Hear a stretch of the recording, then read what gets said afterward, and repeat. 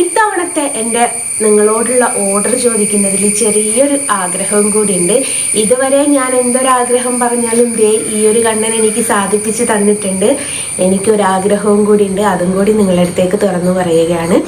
എനിക്ക് കിട്ടുന്ന ഓരോ ഫോട്ടോയുടെ ഓർഡർ കൊണ്ടും ഞാനൊരു കാര്യം ചെയ്ത് തീർക്കാൻ ആഗ്രഹിക്കുന്നുണ്ട്. മറ്റൊന്നുമല്ല, എൻ്റെ മാതാപിതാക്കളെ ഞാനിപ്പോൾ സേഫാക്കി, അവർക്കൊരു വീട് വെച്ച് കൊടുത്തു, അവരെ സേഫാക്കി. ഇനി അവർക്കുള്ള ഒരു ആഗ്രഹം കൂടി എനിക്ക് സാധിപ്പിച്ചു കൊടുക്കാനുണ്ട്. മറ്റൊന്നുമല്ല, അവരെ രണ്ടുപേരെയും ഹജ്ജിന് പറഞ്ഞേക്കുക എന്നുള്ളത്. അതും എനിക്കിതേ ഈ ഒരു കണ്ണൻ സാധിപ്പിച്ചു തരും എന്നുള്ള ഒരു വിശ്വാസത്തോടെയാണ്. നിങ്ങൾക്കാർക്കെങ്കിലും എൻ്റെ കൂടെ നിൽക്കാൻ ആഗ്രഹമുണ്ടെങ്കിൽ ആരും ഒരു രൂപ പോലും എനിക്ക് വെറുതെ തരാൻ താല്പര്യമില്ല. കാരണം ഞാൻ നയിച്ച് അതിൽ നിന്നും കിട്ടുന്ന വരുമാനത്തിൽ വേണം എൻ്റെ മാതാപിതാക്കളെ എനിക്ക് ഹജ്ജിന് പറഞ്ഞേക്കാൻ. വീഡിയോ കണ്ടു എന്ന് വിശ്വസിക്കുന്നു. ഇനി നമുക്ക് ഈ വിഷയവുമായി ബന്ധപ്പെട്ട ഇസ്ലാമിക നിയമങ്ങൾ എങ്ങനെയാണ് എന്ന് നോക്കാം.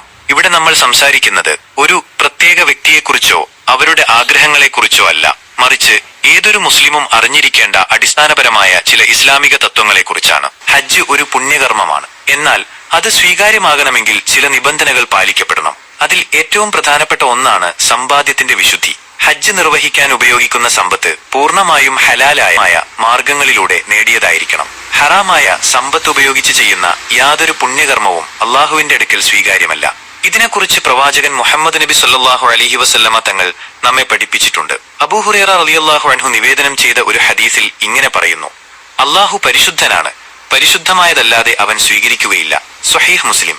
ഈ ഹദീസ് വളരെ വ്യക്തമാണ്. അള്ളാഹുവിന് സ്വീകാര്യമായതെല്ലാം പരിശുദ്ധമായിരിക്കണം. ബഹുദൈവാരാധനയുമായി ബന്ധപ്പെട്ട ഒരു പ്രവൃത്തിയിൽ നിന്ന് ലഭിക്കുന്ന വരുമാനം ഇസ്ലാമികമായി പരിശുദ്ധമല്ല, അത് ഹറാമാണ്. കാരണം ആ വരുമാനം അള്ളാഹുവിന്റെ കൽപ്പനകൾക്ക് വിരുദ്ധമായ ഒരു പ്രവൃത്തിയിലൂടെ നേടിയതാണ്. അതിനാൽ അത്തരമൊരു വരുമാനം ഉപയോഗിച്ച് ചെയ്യുന്ന ഹജ്ജ് അള്ളാഹുവിന്റെ അടുക്കൽ സ്വീകാര്യമല്ല. മറ്റൊരു ഹദീസിൽ നബി സല്ലല്ലാഹു അലൈഹി വസല്ലമ തങ്ങൾ ഇങ്ങനെ പറഞ്ഞിട്ടുണ്ട്.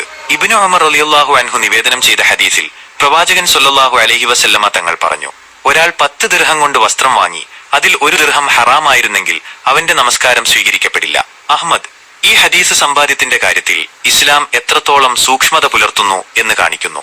ഒരു ചെറിയ ഭാഗം പോലും ഹറാമാണെങ്കിൽ ആരാധനയുടെ സ്വീകാര്യതയെ അത് ബാധിക്കുന്നുവെങ്കിൽ ഹറാമായ മാർഗത്തിലൂടെ പൂർണ്ണമായും നേടിയ വരുമാനം കൊണ്ട് ചെയ്യുന്ന ഒരു വലിയ ആരാധനയായ ഹജ്ജിന്റെ കാര്യത്തിൽ എന്ത് സംഭവിക്കുമെന്ന് ചിന്തിക്കുക.